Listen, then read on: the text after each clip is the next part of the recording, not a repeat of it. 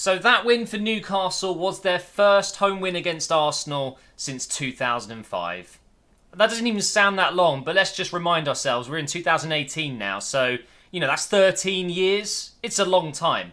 And talking of past fixtures like this one, I remember just a couple of seasons ago where we beat them 1-0, and I think it was Koscielny scored like an acrobatic type goal in the box.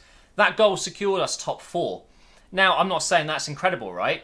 I was thinking back to that day, thinking, okay, it was a relief that we secured top 4 against Newcastle at the end of the season, and we all celebrated it. Of course we did, but we still thought this just isn't Arsenal. Why are we celebrating hitting the top 4 as if it was a trophy? And that's where the meme came from, the top 4 trophy. It's not a trophy at all. Of course, it's good for teams to be in the top 4. You secure Champions League qualification, providing the team in 4th obviously wins their qualification games at the start of next season. But it's a big thing financially as well, getting into the Champions League.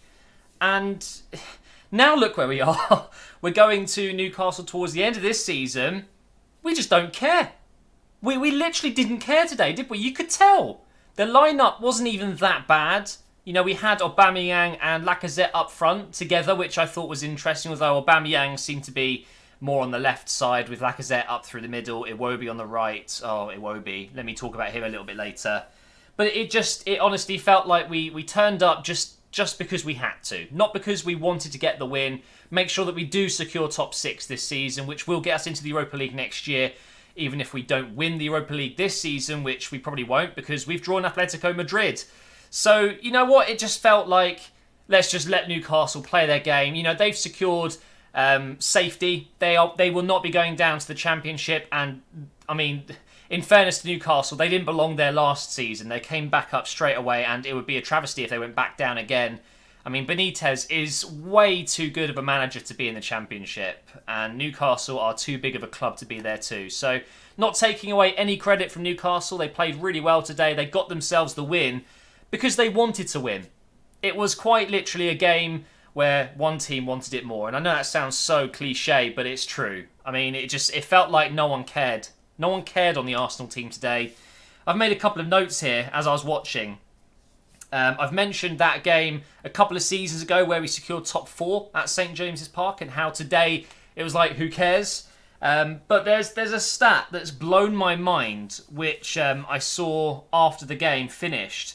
And that is that Arsenal are still the only team in the Premier League yet to get a single point away from home in 2018. Today's date is the 15th of April. It's my brother's birthday today. Happy birthday, Eddie. Not that you're watching this. But it just blows my mind that we're quite literally 3.5 months into 2018 and we haven't got a single point, not even a draw, away from home in the Premier League. That blows my mind. And you want us to be a top 4 team, Wenger? You really, really want us to get there? With form like that, we'd get relegated. Absolutely shocking. Towards the end of the game today, with about 10 minutes to go, we made our final sub. Nketiah came on. Just before that, we had Welbeck come on. So if you do the math, we didn't take off Aubameyang or Lacazette for once. 1, 2, 3... Oh, 4 strikers! We had 4 strikers up front. Now, the reason I bring this up is because not only did we fail to even get a shot on target, I think, with 4 strikers up front, but what's the point if we've got El Neni and Xhaka in the midfield? Like, we're playing a 4-2-4, and I get that it was quite, last-ditch chance-making, just trying to get that goal to get a draw. All of a sudden, we seem to really care, right? But there's no creativity behind the strikers, so what's the point? What is the point in throwing on 4 strikers if there's no one in midfield that's going to do the job to get the ball to them? There just was nothing in the last 10 minutes. It was quite hilarious. I think Newcastle were pinching themselves like, wow. A couple of seasons ago, can you imagine the pressure we'd be under? We would be hemmed down in the box with Arsenal crossing it in and putting balls through the middle, and no, nothing. They quite literally had the ball in midfield because we had 4 strikers up the pitch who weren't going to come back. We had El Neni and Xhaka running around like headless chickens, who I think have been very good recently, but for today it was not right, was it? For today's game, it was not right going with 2 DMs. Why were we? doesn't make sense. And we gave Willock his debut. Well done to him, because it's it's not easy making a full first team debut away from home at a stadium like St James's Park. You know, it's a big stadium, and what a way to remember today's game. Getting subbed off in the second half and eventually losing the game. Really, really poor from Wenger, I think, to go with such an attacking formation in the final 10 minutes, and to take someone like Willock off, who's a bit more creative than Xhaka and El Neni can be. I don't know. Seems a little bit silly to me. Let's talk about the goals we conceded before we talk about the goal we scored. Both goals we conceded were massively avoidable. Really avoidable. I mean, technically every goal was avoidable, but there are some goals where you just watch it and think, no, okay, fair play. The defence wouldn't have been able to do anything about that. But today was not one of those days, for sure. The first goal we conceded was very good play from Newcastle, but if you watch the replay, you'll see that Mustafi, once again, gets caught out with a player running in front of him. He stands there and he thinks, right, Czech will grab that, right? This happened last week. The very same type of goal. The player just runs in front of him. Perez having a great day. You know, he's just like, okay, the ball's going to come in. I'll run towards the ball. Whereas Mustafi's like, oh, that ball's going to come in. Let's back off and just let everyone else deal with it. So, of course, Perez gets in front of him and just taps it in. And, of course, Petr Cech gets beaten at his near post because he's bloody 50 years old. He can't get down anymore. His back must be so sore. And that's not from carrying Arsenal at all. If anything, that's just pure old age. This guy is not a Buffon. I'm sorry. He's not. He's done. He's past it. And the fact that we're still relying on someone like Petr Cech to help us out defensively, it just says it all, really. But really, the big bit of blame for me for that first goal has to be Mustafi. For a World Cup winning defender to just stand there like that, and it's not the first time. Just not good enough. And then the second goal, Richie, very nice finish, by the way, with his weaker foot. And I really like Richie, a big fan of him. He got very lucky, I would say, to be in the position to score because we quite literally let him through. We looked like a bunch of school children trying to defend that. The ball was in the air, and I think there was 4 blue shirts around it. We were wearing blue today. Please get rid of this blue shirt. We just don't seem to do anything good in it.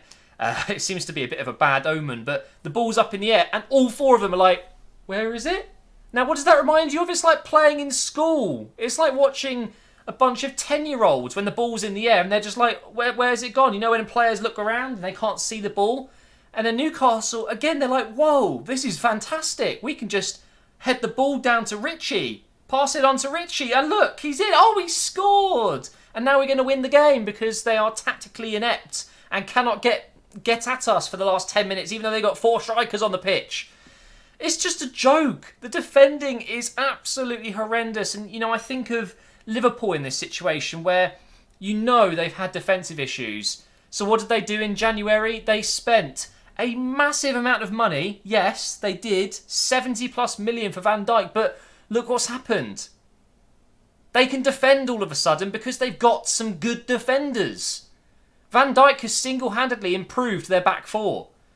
Why are we spending that type of money on another striker, which hasn't been a bad deal? You know, Aubameyang's been very good since coming in. But why are we spending it in an area where we don't really need improvement so much? We need a defender. We need 2 defenders. We need a goalkeeper. So we better be signing someone in the summer to play centre-back permanently, world-class type player that comes into the first team. I'm not talking a Gabriel signing and then we sell him another season on. We need a proper defender to come in next season to play alongside another centre-back, whether it is Koscielny, whether it's Mustafi, Chambers. Maybe we need 2 world-class centre-backs and just sell Mustafi, just sell Koscielny while he's still somewhat worth money because he's going down. Let's see if we can make a little bit of money here whilst spending a bit of money. I don't want to see Koscielny go, but if that's what it takes to bring someone else in, then do it because you've got to be ruthless. You've got to get rid of your star players if they're not cutting it anymore. That's what other teams do. And you've got to get rid of your manager if they're not cutting it anymore. That's what other teams do. I could go on for days about that. Anyway, a positive. 10 minutes into the video. Lacazette got his goal today, which was a very nice goal. Lovely ball up to Aubameyang. He crosses it in, and Lacazette there in the right place at the right time. lovely finish, and it was looking like it was going to go swimmingly there. I think Aubameyang and Lacazette definitely have a great partnership going there, but I'm not so sure the system worked. It was pretty much our only proper goal-scoring opportunity of the game. And you know what? I think we can get that to work with a different manager. I think Wenger doesn't quite know what to do with them both. I think he feels one striker is all we need, and then the other one has to kind of play off him, which is fine. But Aubameyang was pretty much playing left wing this entire match, which means he didn't get into any goal-scoring opportunities, really, did he? Any goal-scoring positions. It didn't feel like he was playing to score today. He was almost playing as a winger, which is not what we need Aubameyang to be doing when he's been so good for us since joining. So, you know, with a new manager and a new system, with a few new players, maybe we can play with two strikers playing at striker. You know, maybe a 4-4-2 or a 4-1-2-1-2. I think Real Madrid are a great example of that diamond. A 4-4-2 with a diamond in midfield with, you know, Isco behind Ronaldo and Benzema. It seems to work really well for them, but I just don't think Wenger's got that. He hasn't got that in him. I just don't see Arsenal playing with two strikers. I don't think we ever will. The main problem we've got at the moment with the formation we do play is we rely on width, but we don't have any players that like to play wide up front. We have a lot of central attacking players with Ozil, with Ramsey, with Wilshere. You know, they're all attacking players. They like to play down the middle. We don't really, you know, with Mkhitaryan have a winger. You know, Iwobi, although he can play on the wing, I still think he's better in the middle, even though he's shocking. And when he got subbed off, I saw tweets going towards Arsenal, you know, at Arsenal, please make this a permanent sub. Let's never see Iwobi back on again. He was shocking today.